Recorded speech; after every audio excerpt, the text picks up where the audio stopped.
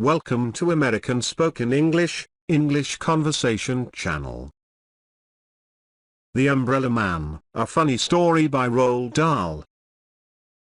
I'm going to tell you about a funny thing that happened to my mother and me yesterday evening. I am 12 years old and I'm a girl. My mother is 34, but I'm nearly as tall as her already. Yesterday afternoon, my mother took me up to London to see the dentist. He found one hole. It was in a back tooth, and he filled it without hurting me too much. After that, we went to a cafe. I had a banana split, and my mother had a cup of coffee. By the time we got up to leave, it was about 6 o'clock. When we came out of the cafe, it had started to rain. "We must get a taxi," my mother said. We were wearing ordinary hats and coats, and it was raining quite hard. "Why don't we go back into the cafe and wait for it to stop?" I said. I wanted another of those banana splits. They were gorgeous. "It isn't going to stop," my mother said. "We must get home." We stood on the pavement in the rain, looking for a taxi. Lots of them came by, but they all had passengers inside them. "I wish we had a car with a chauffeur," my mother said. Just then, a man came up to us. He was a small man, and he was pretty old, probably 70 or more. He raised his hat politely and said to my mother, "Excuse me, I do hope you will excuse me." He had a fine white moustache and bushy white eyebrows and a wrinkly pink face. He was sheltering under an umbrella, which he held high over his head. "Yes?" my mother said, very cool and distant. "I wonder if I could ask a small favour of you," he said. "It is only a very small favour." I saw my mother looking at him suspiciously. She is a suspicious person, my mother. She is especially suspicious of two things: strange men and boiled eggs. When she cuts the top off a boiled egg, she pokes around inside it with her spoon, as though expecting to find a mouse or something. With strange men, she has a golden rule which says, "The nicer the man seems to be, the more suspicious you must become." This little old man was particularly nice. He was polite. He was well-spoken. He was well-dressed. He was a real gentleman. The reason I knew he was a gentleman was because of his shoes. "You can always spot a gentleman by the shoes he wears," was another of my mother's favourite sayings. This man had beautiful brown shoes. "The truth of the matter is," the little man was saying, "I've got myself into a bit of a scrape. I need some help. Not bring down much, I assure you. It's almost nothing, in fact, but I do need it. You see, madam, old people like me often become terribly forgetful." My mother's chin was up, and she was staring down at him along the full length of her nose. It was a fearsome thing, this frosty-nosed stare of my mother's. Most people go to pieces completely when she gives it to them. I once saw my own head mistress begin to stammer and simper like an idiot when my mother gave her a really foul frosty-noser. But the little man on the pavement, with the umbrella over his head, didn't bat an eyelid. He gave a gentle smile and said, "I beg you to believe, madam, that I am not in the habit of stopping ladies in the street and telling them my troubles." "I should hope not," my mother said. I felt quite embarrassed by my mother's sharpness. I wanted to say to her, "Oh, Mummy, for heaven's sake! He's a very, very old man, and he's sweet and polite, and he's in some sort of trouble, so don't be so beastly to him." But I didn't say anything. The little man shifted his umbrella from one hand to the other. "I've never forgotten it before," he said. "You've never forgotten what?" my mother asked sternly. "My wallet," he said. "I must have left it in my other jacket. Isn't that the silliest thing to do?" "Are you asking me to give you money?" my mother said. "Oh, good gracious me, no!" he cried. "Heaven forbid I should ever do that." "Then what are you asking?" my mother said. "Do hurry up. We're getting soaked to the skin here." "I know you are," he said. "And that is why I'm offering you this umbrella of mine to protect you, and to keep forever, if only... "If only what?" my mother said. "If only you would give me in return £1 for my taxi fare just to get me home." My mother was still suspicious. "If you had no money in the first place," she said, "then how did you get here?" "I walked," he answered. "Every day I go for a lovely long walk, and then I summon a taxi to take me home. I do it every day of the year." "Why don't you walk home now?" my mother asked. "Oh, I wish I could," he said. "I do wish I could, but I don't think I could manage it on these silly old legs of mine. I've gone too far already." My mother stood there chewing her lower lip. She was beginning to melt a bit, I could see that. And the idea of getting an umbrella to shelter under must have tempted her a good deal. "It's a lovely umbrella," the little man said. "So I've noticed," my mother said. "It's silk," he said. "I can see that." "Then why don't you take it, madam?" he said.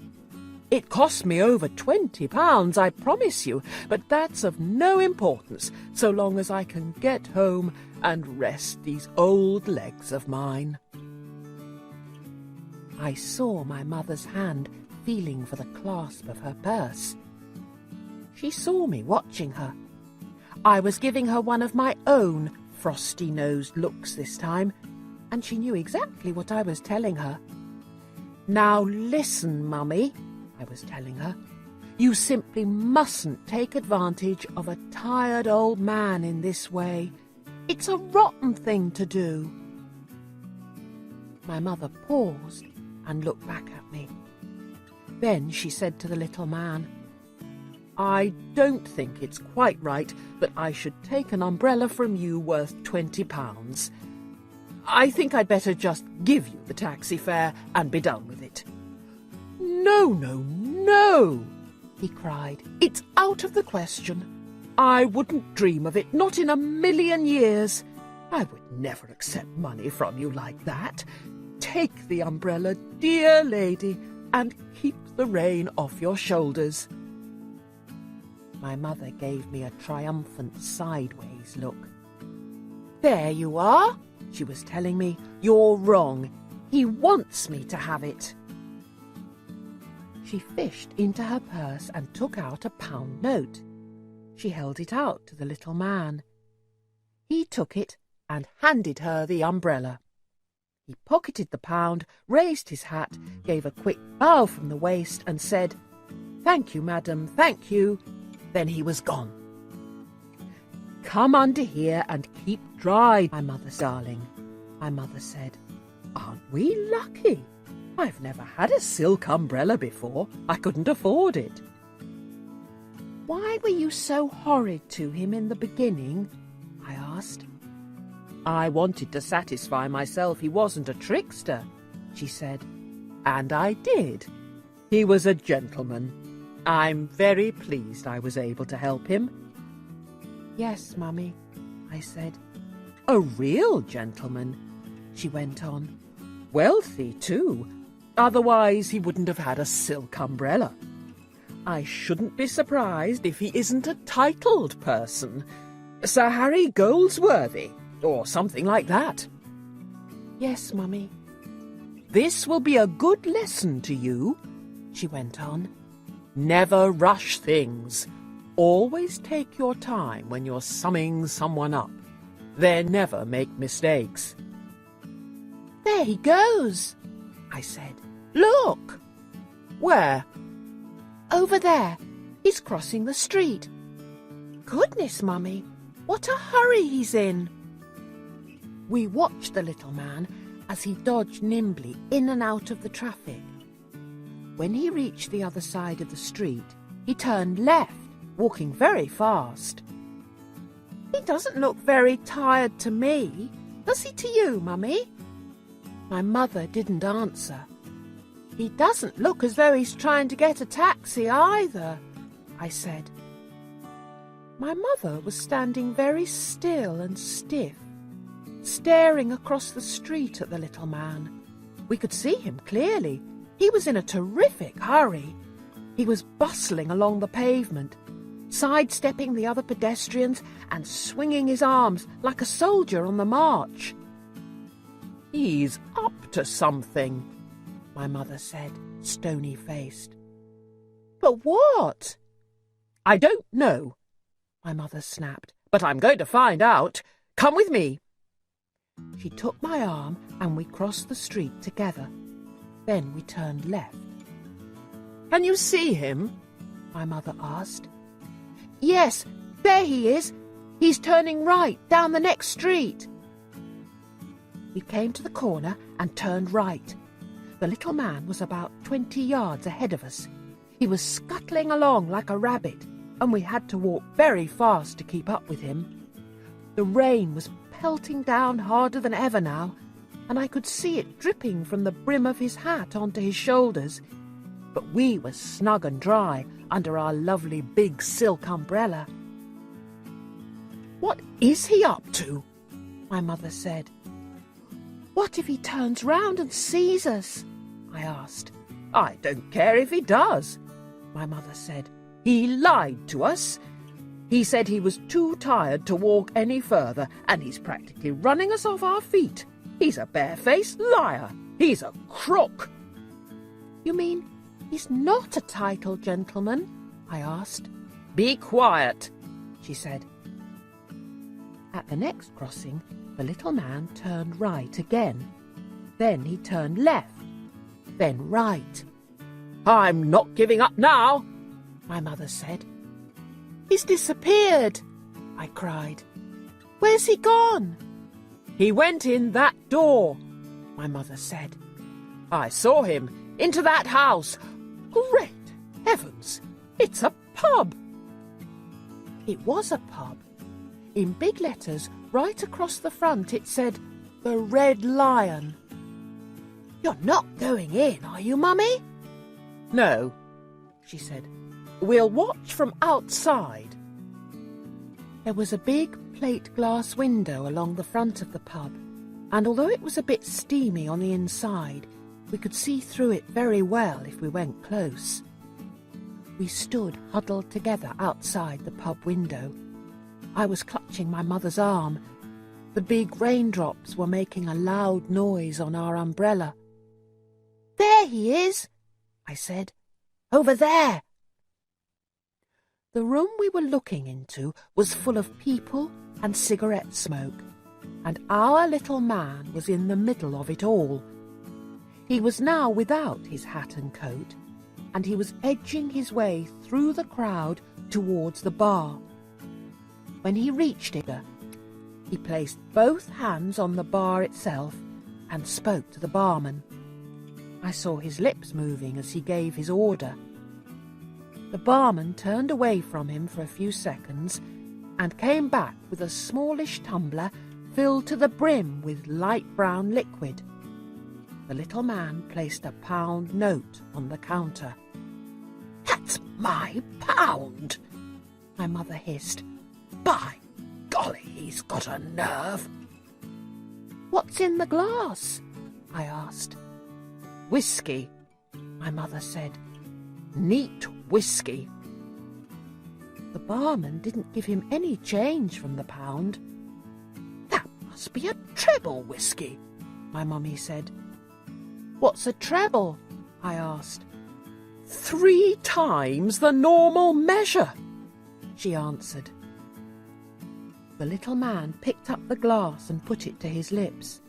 He tilted it gently. Then he tilted it higher and higher and higher, and very soon all the whiskey had disappeared down his throat in one long pour. "That's a jolly expensive drink," I said. "It's ridiculous," my mummy said. "Fancy paying £1 for something to swallow in one go." "It cost him more than £1, I said. "It cost him a £20 silk umbrella." "So it did," my mother said. "He must be mad." The little man was standing by the bar with the empty glass in his hand. He was smiling now, and a sort of golden glow of pleasure was spreading over his round pink face. I saw his tongue come out to lick the white moustache, as though searching for one last drop of that precious whiskey. Slowly he turned away from the bar and edged his way back through the crowd to where his hat and coat were hanging.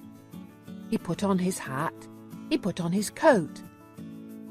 Then, in a manner so superbly cool and casual that you hardly noticed anything at all, he lifted from the coat rack one of the many wet umbrellas hanging there, and off he went.